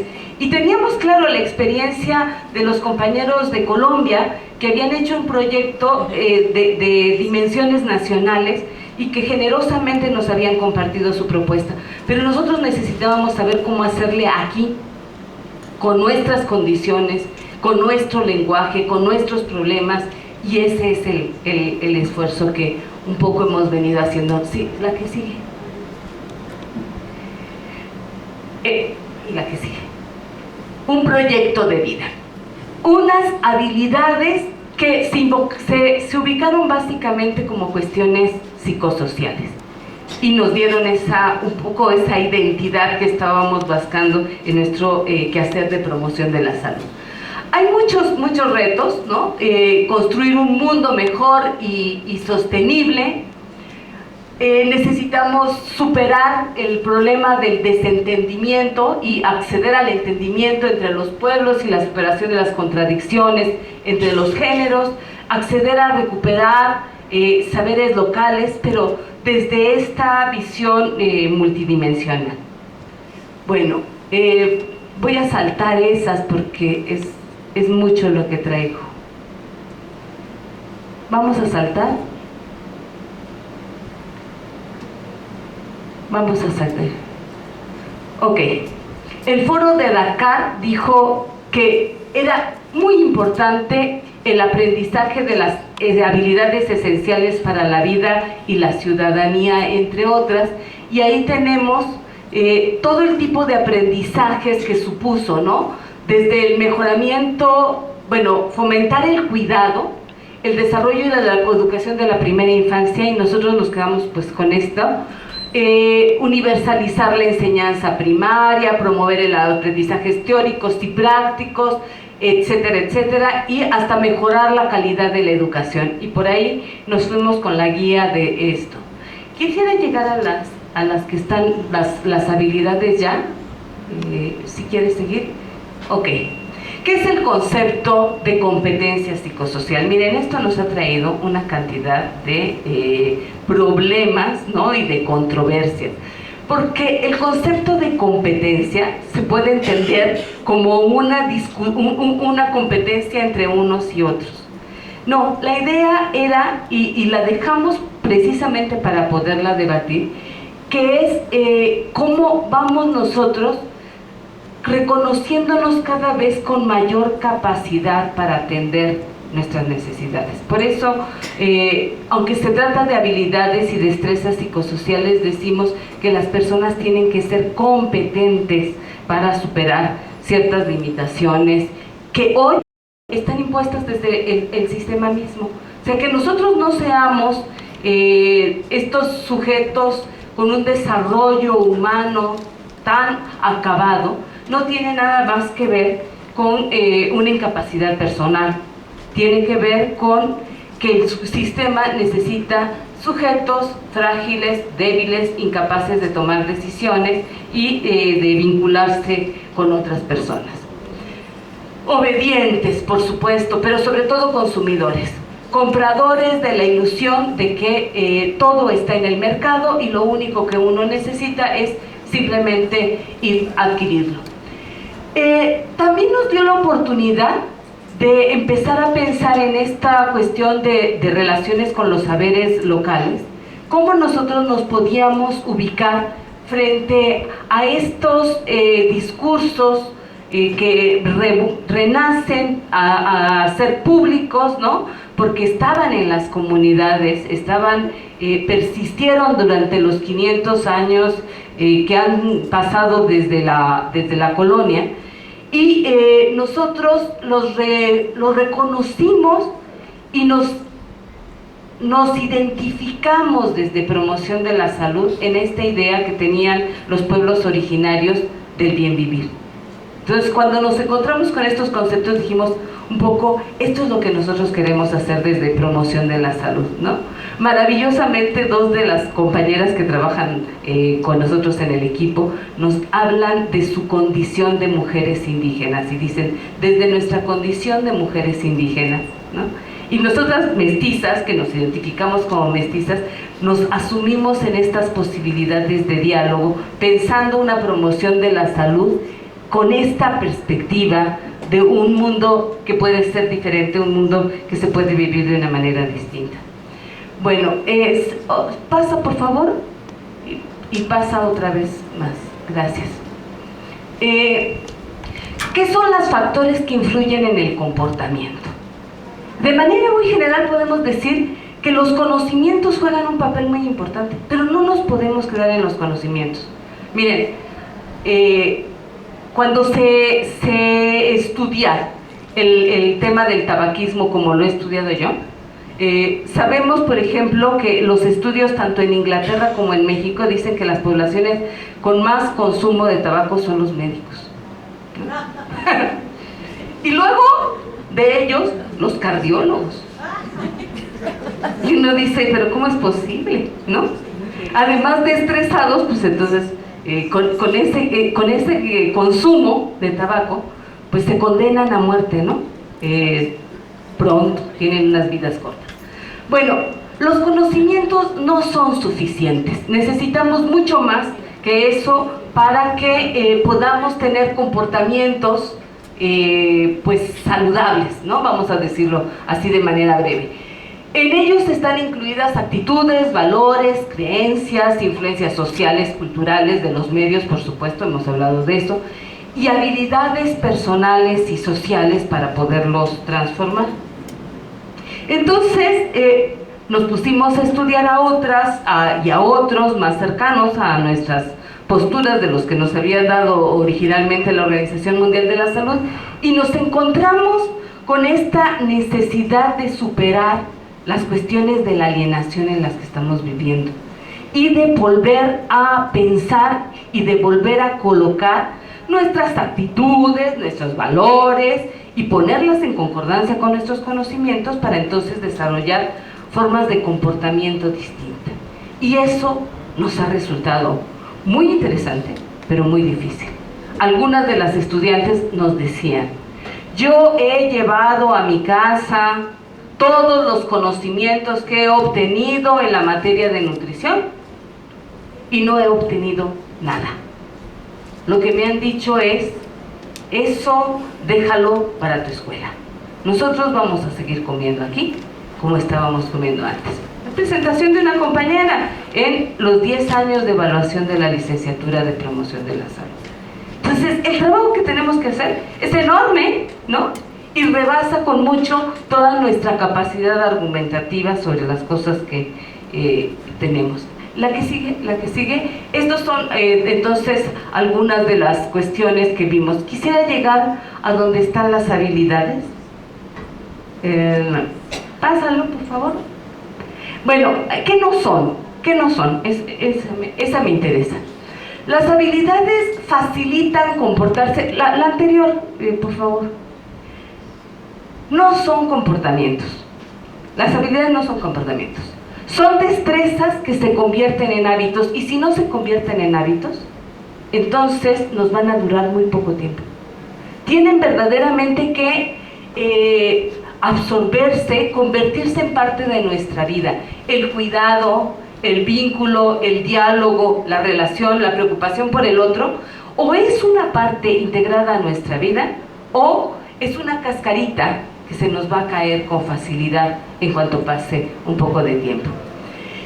Y estas habilidades permiten transformar conocimientos, actitudes y valores, que es el qué hacer y cómo hacerlo. Por lo tanto, se convierten en un saber práctico y útil para la vida. Y sobre todo, estamos hablando de los temas de la vida cotidiana. Cuando uno sale de este plantel de la universidad y busca algo para comer, la disponibilidad alimentaria aquí cerca es verdaderamente, no pobre, es nula, ¿no? El Oxxo, ¿no? El Oxxo o lo que sea que está aquí a un lado, y los tacos y las... Entonces, si uno no tiene introyectado una forma de autocuidado en relación a lo que tiene que comer, pues cae en la tentación, en la prisa y en la necesidad, y se come lo que sea. Los que están muy educados, como Fernanda y Juanita, digo, que viven acá cotidianamente, van invariablemente a comer a un lugar en donde reconocen e identifican que puede ser lo mejor para su salud, ¿no? Pero eso necesita un desarrollo. Estas habilidades entonces facilitan el comportarse saludablemente siempre y cuando se quiera hacerlo, y por sí solas no bastan para cambiar los comportamientos, son base para construir vivencias de valores personales y de convivencia social deseable. Ok, esta es a la que yo quería llegar. Un grupo de expertos, y esto creo que es lo mejor que hizo la Organización Mundial de la Salud, de la que podemos desconfiar frecuentemente, pero que esto que hizo sí fue muy importante. Fue decir, ¿qué necesitan hoy los niños y los adolescentes para estar en forma para enfrentar ese mundo tan peligroso, tan amenazante en el que estamos viviendo? Y bueno, puso ahí una pequeñísima cosa, ¿no? El conocimiento de sí mismo. Necesitamos saber quiénes somos, digo irónicamente esa pequeñísima cosa, porque seguramente llegaremos al final de nuestra vida sin haber tenido la posibilidad de conocernos en nuestra totalidad. Algunos aspectos los vamos asumiendo muy bien. Necesitan comunicación afectiva y efectiva, que lo que decimos es lo que queremos decir realmente, y que nos demos la oportunidad de escuchar a los otros para entenderlos. Este tema, digo, es verdaderamente difícil. De él oímos muchas conferencias. Lo que nosotros estamos planteando es integrarlo a experiencias que transformen la manera en que nos estamos comunicando entre nosotros y con los otros. La toma de decisiones. Decíamos que el sistema necesita sujetos a los que les pueda vender todo. Y los niños y los adolescentes necesitan aprender a tomar decisiones. Y esto se hace a través de ejercicios vivenciales. el pensamiento creativo y bueno, para mí la estrella es el manejo de sentimientos y emociones. Porque no hay nada en lo que seamos más frágiles los seres humanos modernos, no sé de otras épocas, que en el tema de los sentimientos y de las emociones.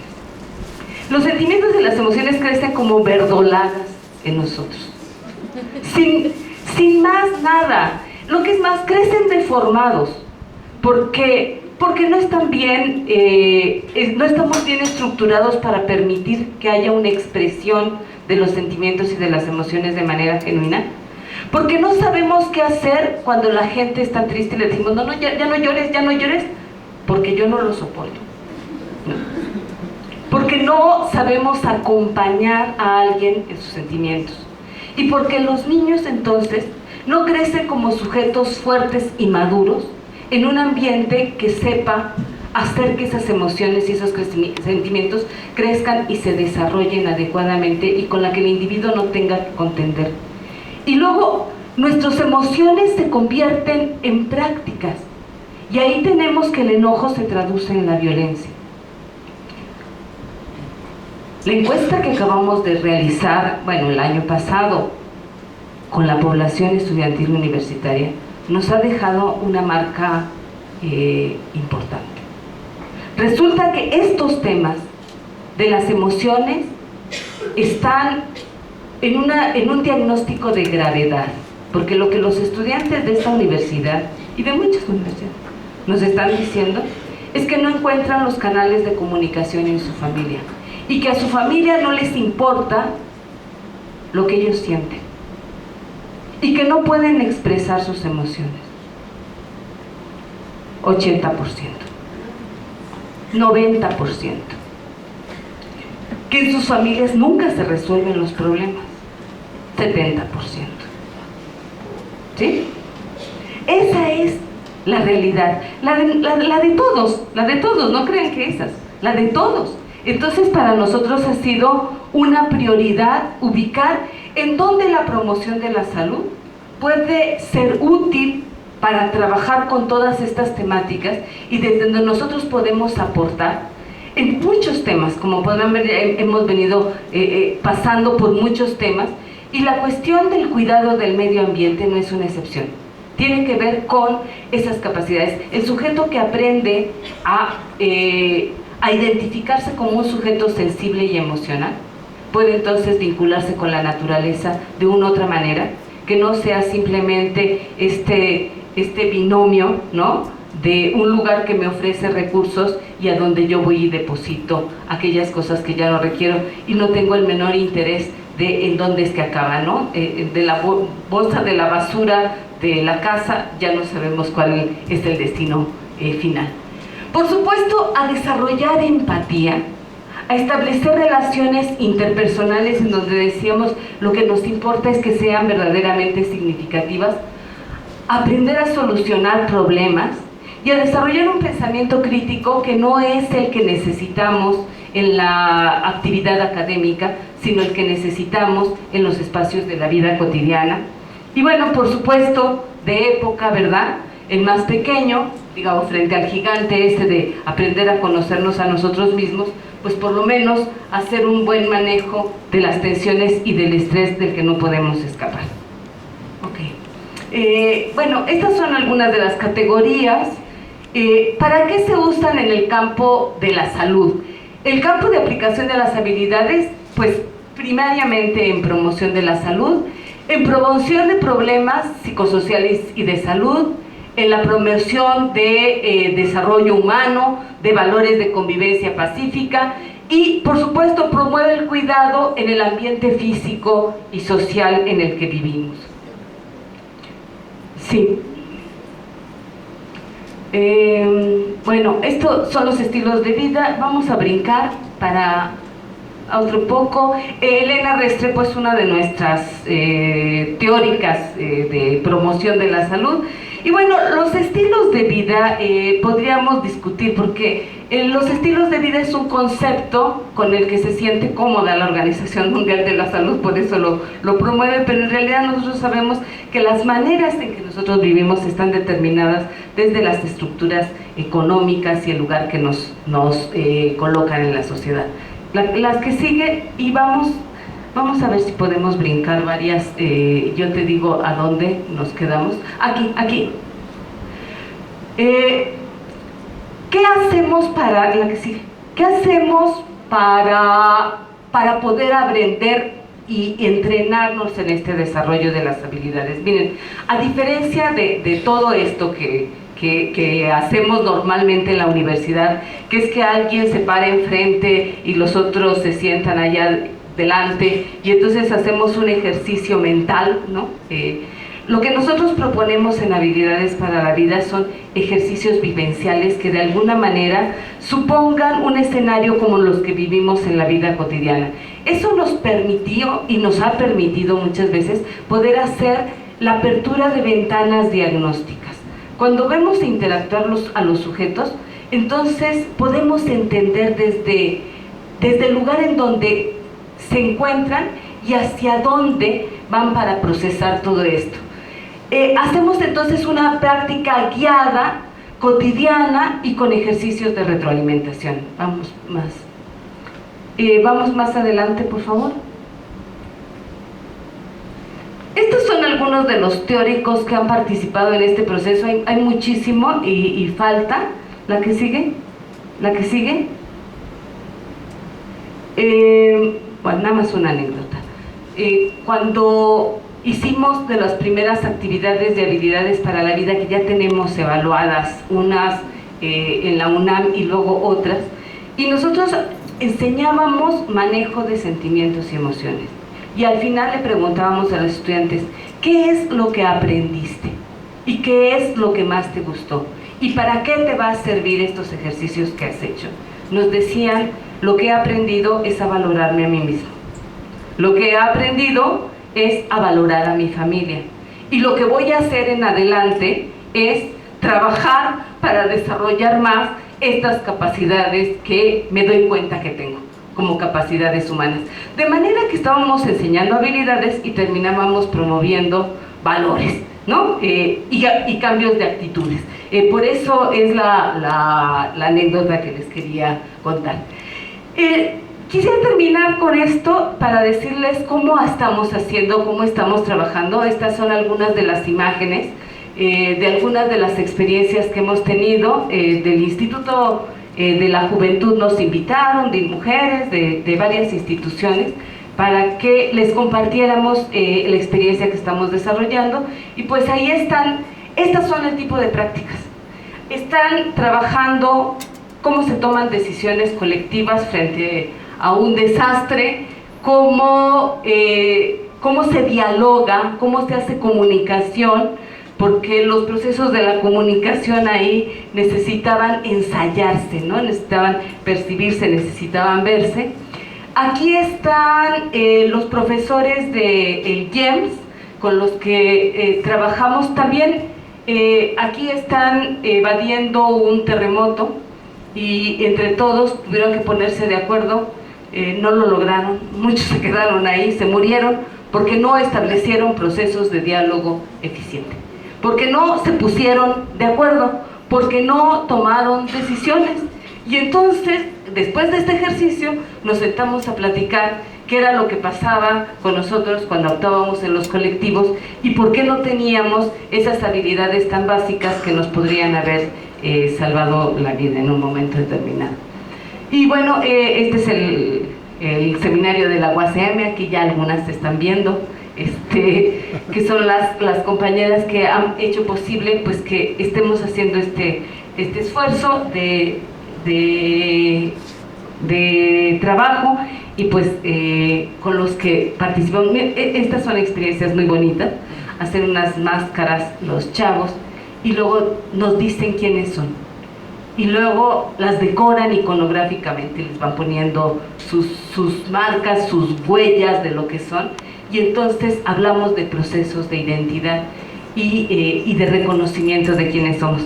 Y pues es así como nosotros pensamos que el tema de las habilidades puede ser oportuno, pertinente para trabajar estas necesidades, tanto de la salud de los sujetos, de lo que consumimos, de lo que hacemos, de nuestros comportamientos, como de las posibilidades de tener un futuro, de cuidar el único planeta que tenemos, y en donde pues desde la sensibilidad que podamos construir en esta experiencia, desde el cuerpo mismo que había estado tan abandonado y que por eso lo rescatamos en todos esos ejercicios, podemos construir algo mejor. Gracias.